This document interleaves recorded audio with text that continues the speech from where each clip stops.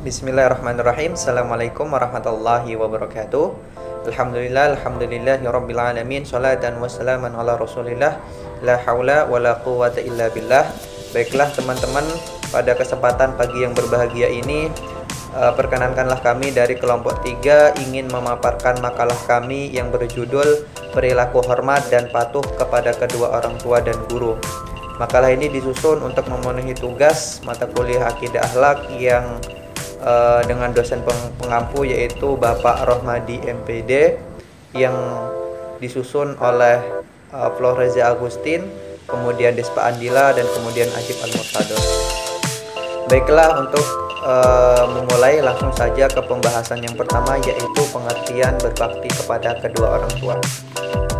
Secara biologis, orang tua adalah orang yang menyebabkan lahir, yaitu ayah dan ibu.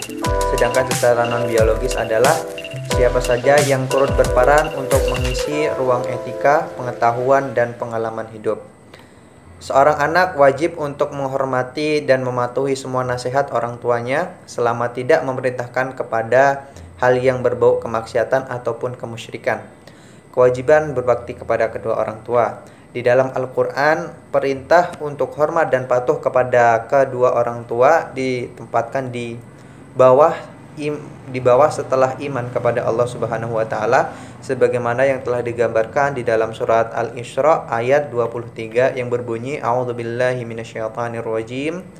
Wa qada rabbuka alla ta'budu illa iyyahu wa bil walidaini ihsana imma yablughanna indakal kibara aw ahaduhuma aw kilahuma fala taqul lahumā uffin wa la tanharhumā wa qul lahumā qawlan karīmā, yang artinya, dan Tuhanmu telah memerintahkan supaya kamu jangan menyembah selain Dia, dan hendaklah kamu berbuat baik kepada ibu bapak kamu dengan sebaik-baiknya. Jika salah seorang di antara keduanya atau bahkan kedua-duanya sampai berumur lanjut dan dalam pemeliharaanmu, maka sekali-kali janganlah kamu mengatakan kepada keduanya perkataan dan janganlah kamu membentak mereka, dan ucapkanlah kepada mereka perkataan yang mulia. Surat Al-Isra ayat 23-24. Baiklah, selanjutnya akan dilanjutkan oleh saudara Florenza. Kami persilahkan. Penjelasan selanjutnya tentang cara menghormati kedua orang tua, yaitu yang pertama dengan mendengarkan semua perkataan orang tua dengan penuh rasa hormat dan rendah hati. Yang kedua, membantu pekerjaan orang tua. Dan yang ketiga, senantiasa meminta doa dan restunya. Apabila kedua orang tua sudah tidak ada, maka kita masih bisa berbakti kepadanya dengan menyambung tali silaturahmi dengan kerabat dan sahabat orang tua, melanjutkan cita-cita orang tua, mendoakan orang tua, memintakan ampunan kepada Allah Subhanahu wa taala. Yang selanjutnya, taat kepada orang tua mempunyai keutamaan, yaitu yang pertama, dengan taat dan hormat kepada orang tua, itu merupakan salah satu kunci masuk surga. Allah Subhanahu wa taala akan membukakan pintu surga bagi anak yang berbakti kepada orang tuanya. Taat kepada orang tua dan hormat merupakan bagian dari amal ibadah yang diridhoi oleh Allah Subhanahu wa taala. Yang ketiga, taat dan berbakti kepada orang tua dapat melebur dosa-dosa besar. Dosa-dosa yang pernah dilakukan seorang anak akan mendapat ampunan dari Allah Subhanahu wa taala disebabkan ia berbakti kepada orang tuanya. Kecuali dosa syirik atau menyekutukan Allah Subhanahu wa taala. Yang keempat, dipanjangkan umur dan dimurahkan rezekinya. Selanjutnya, penjelasan tentang guru. Guru merupakan orang yang mendidik dan mengajari berbagai hal, ilmu pengetahuan, sehingga kita bisa menjadi orang yang mengerti, berilmu, dan dewasa. Guru adalah pewaris Nabi, karena lewat jasa guru, wahyu dan ilmu Nabi diteruskan kepada manusia. Imam Al-Ghazali mengistimewakan kedudukan seorang guru dengan sifat kesucian, kehormatan, dan kedudukan guru setelah para nabi. Beliau menegaskan bahwa seorang yang berilmu dan kemudian bekerja dengan ilmunya itu, maka dialah yang dinamakan besar di bawah kolong langit.